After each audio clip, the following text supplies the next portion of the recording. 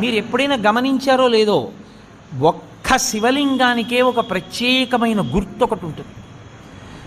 మీరు ఎప్పుడైనా చూడండి, అన్ని శివలింగాల మీద ఉండదు అలాగా. మీరు కొన్ని కొన్ని శివాలయాల్లోకి వెళ్ళినప్పుడు శివలింగం దగ్గరికి వెళితే దాని మీద కొన్ని గీతలు ఉంటాయి ఇలాగా. అదేమిటో తెలుసా గీత? అలా గీత ఎందుకు ఉంటుందో తెలుసా ఎవరికైనా? అలా గీత ఉంటే దాన్ని బ్రహ్మసూత్రము అని పిలుస్తారు. అలా గీత ఉంది అంటే నీ అదృష్టం పండి నువ్వు అక్కడికి వెళ్ళావని గుర్తు. 1000 మాటలు ఓ శివాలయంలోకి వెడితే నీకు ఎంత ఫలితమో, అలా గీతలు ఉన్నటువంటి శివలింగం ఉన్న గుళ్ళోకి వెడితే అంత ఫలితం.